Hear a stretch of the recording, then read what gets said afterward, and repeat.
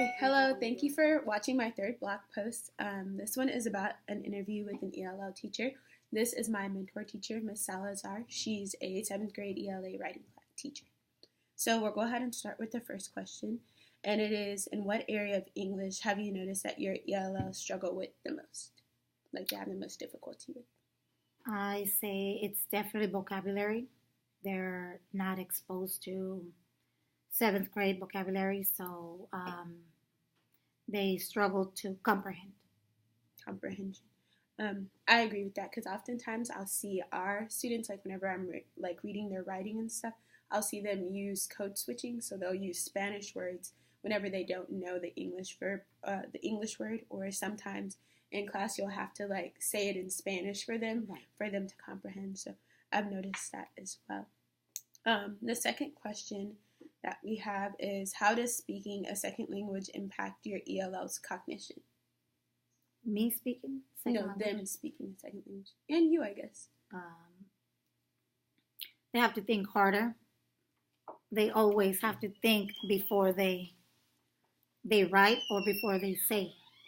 So, being an ESL person myself, I know what it takes longer. Do you always have to conjugate the verbs in your mind, then answer? Mm-hmm. And I think that's really crazy because the way that they have to conjugate and then do it, I have to do the same thing. So whenever I know I'm going to speak Spanish to someone, I try to think about what I'm going to say first. And then even before they finish a sentence, I'm thinking about what I want to say next and make sure that I conjugated it in the right sense. And so I know that, that's really difficult, even as 7th grade students trying to prepare for such a difficult exam coming soon. I have that problem with no pressures of an exam that I have to pass. So I know that it's difficult for them as well. Another question would be, how similar are your bilingual students from your monolingual students? Similarities? It's still vocabulary. If they're not, if they've never read or they were not used to reading, they're still going to struggle with comprehension. You can have someone who is 100%, been here his whole life or her whole life, and they're not going to understand what they just read.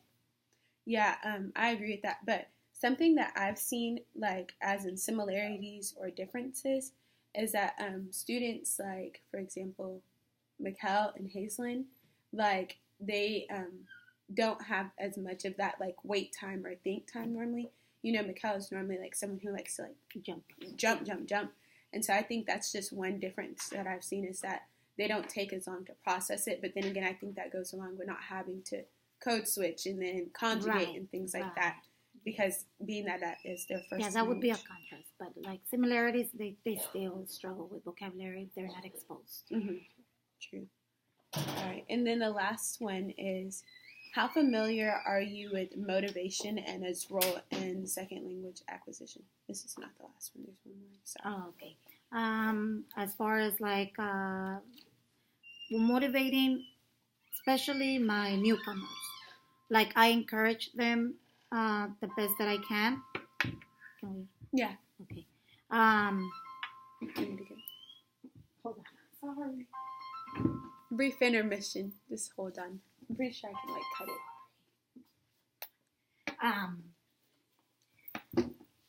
Because I was in their shoes at one point, I never I make my classroom so inviting. It's okay to make mistakes.